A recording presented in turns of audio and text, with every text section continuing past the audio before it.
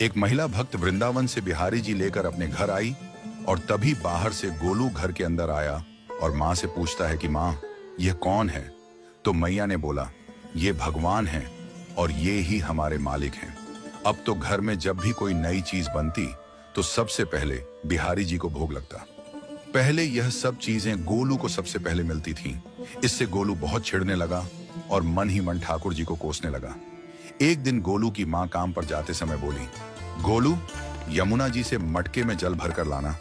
जब गोलू पानी भरने के लिए जाने लगा तो जाते जाते बिहारी जी को कहने लगा, खाने के लिए तो सबसे पहले तैयार रहते हो, लेकिन काम तो मुझे ही करना पड़ता है। अगर यहाँ रहना है तो काम करो। कहकर गोलू यमुना जी से जल भरने के लिए चल पड़ा। गोलू जब यमुना जी में जल भरने लगा तो उसने देखा कि यमुना जी के अंदर बिहारी जी विराजमान हैं और कह रहे हैं, ला गोलू, घड़ा हम भर देते हैं। गोलू उनको देखकर हैरान हो गया और बोला, नहीं नहीं, मैं अपने आप भर लूंगा।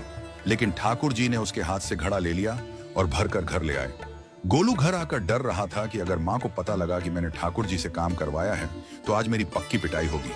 माँ ने घर आकर बिहारी जी को गीले कपड़ों में देखा तो एकदम से हैरान हो गई और कहने लगी कि गोलू, ये जरूर तेरी शरारत है, जरूर तूने ही इन पर जल डाला है। गोलू ने अपनी माँ को समझाने का बहुत प्रयास किया, लेकिन माँ ने उसको डांट कर चुप करा दिया और ठाकुर जी के भीगे हुए वस्त्रों को बदलने लगी। अगले दिन जब माँ ने गोलू को अनाज पिसवाने का काम दिया तो बिहारी जी फिर अनाज का कनस्तर ले आए और माँ को ठाकुर जी के वस्त्रों के ऊपर सूखा आटा पड़ा मिला।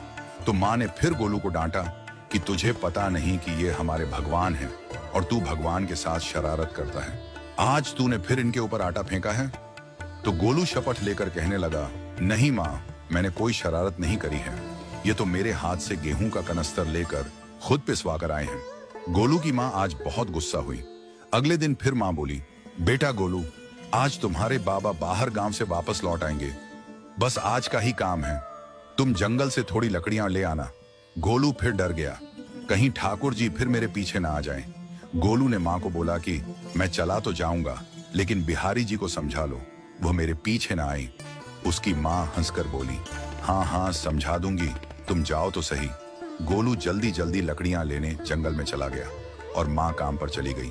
लेकिन उस दिन माँ काम से जल्दी वापस आ गई और देखा बिहारी जी अपनी चौकी पर विराजमान नहीं है। वह तो एकदम से घबरा गई कि कहीं गोलू की शरारत तो नहीं। वह भागी भागी जंगल की तरफ गई। तभी उसने देखा कि गोलू के साथ एक इंसान लकड़ियों को लेकर घर आ रहा है। गोलू की माँ यह देखकर हैरान हो गई कि यह तो बिहारी जी हैं। ये क्या हमारे भगवान हमारा काम कर रहे हैं? इसका अर्थ गोलू ठीक कह रहा था। वह जल्दी जल्दी भागकर ठाकुर जी के पास गई और लकड़ियां उनके हाथ से लेते हुए उनके चरणों में गिरकर रोती हुई बोली, हे बिहारी जी, ये आप क्या कर रहे हो?